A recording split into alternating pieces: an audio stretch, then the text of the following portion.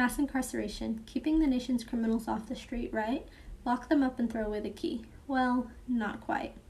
American and citizens proved to have a dicey relationship with prisons. An online article published by the American Psychological Association titled Incarceration Nation explains that the United States makes up about 5% of the world's population, yet holds an astounding 25% of the world's incarcerated individuals.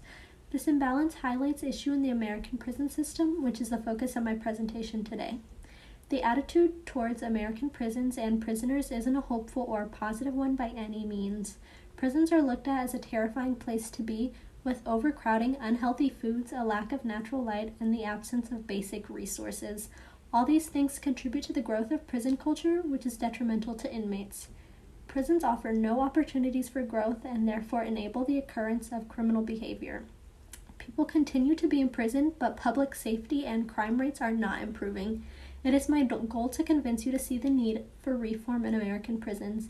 In this presentation, we will examine the effects, explore the causes, and consider solutions to the state of mass incarceration in the United States. Despite being pegged as the land of the free, America asserts itself as a global leader in mass incarceration. The reality is that when it comes to ranking the crime rates highest to lowest of each nation, the United States falls in the upper half of the ranking. The ineffectiveness of mass incarceration has presented itself as a problem for years, but despite this, the number of incarcerated people each year is on a shockingly steady incline. The hard fact is that America locks up more people than any other nation, but the stark reality is that people being incarcerated reflect a bias in the criminal justice system.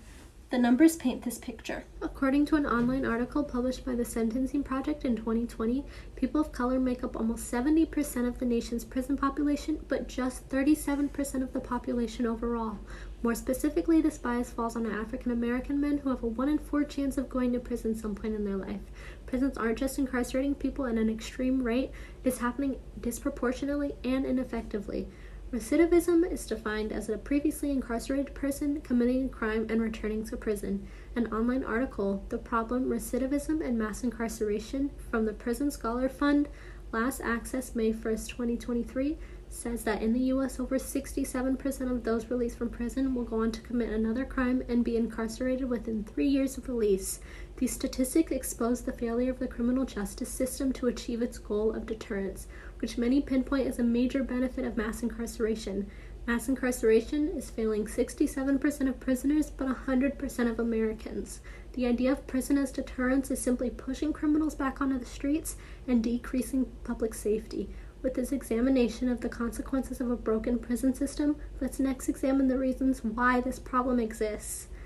The American prison system is broken for a number of ongoing reasons, but one is over-policing. It describes the practice of police targeting underprivileged communities of color, using aggressive tactics for minor offenses. This may mean that there are people going to jail for reasons that may not have warranted an arrest. Unnecessary arrests are extremely detrimental to society and the entire prison system. Making arrest the default rather than exploring alternatives can easily lead to prosecution, incarceration, and the negative effects that come with it. In prison systems, there's an overwhelming lack of rehabilitation. This only exacerbates the problems created by over-policing. Without rehabilitation, recidivism rates are bound to be high. People return to prison because they are no different than the way they entered. They are released with the same mindset, same skills, and same issues. After exploring these causes, there are a couple solutions to consider. Rehabilitation has the power to change the American prison system. Making rehabilitation the center of prisons will increase public safety. In many ways, prisons is supposed to be a learning experience, but recidivism rates show that those released from prisons often return committing the same crimes that landed them there in the first place. Providing incarcerated people with the tools they need for after they get out of prison will make them less likely to reoffend. They become prepared for life after prison and become less likely to turn to crime. High incarceration rates have the potential to be changed by the elimination of mandatory minimums. Mandatory minimums are defined as sentences which the court must give to a person convicted of a crime. The problem with these minimums is that every case is unique. Despite this, mandatory minimums require the sentence even if it is too harsh for the offender, no matter their role in the offense or the nature of the crime. Getting rid of these minimums ensures that each case is given the attention it needs and that people aren't being sentenced to an unreasonable amount of time for their crime. We've examined the state of the American prison system, explored some reasons why the system is broken, and considered how reform can become a reality. Mass incarceration is working for private companies against the people and at the expense of those incarcerated. Those who are incarcerated have made mistakes. There is no disputing that. However, this does not mean they are not worthy of a second chance. Mass incarceration does not permit that second chance. It pushes formerly incarcerated individuals into hardship in front of unnecessary hurdles and back into prison. How much longer can America complacently bathe in its mistakes and drown in its consequences instead of correcting them? Put simply, it's never too late to reform. The time to act is now. Many feel as if the problems of mass incarceration and prison reform are out of the hands of the average American, but that's not true. Write to legislators in support of rehabilitation initiatives, learn about reform on all different levels, local, state, federal, and vote to initiate change. Do not wait for change. Be the change.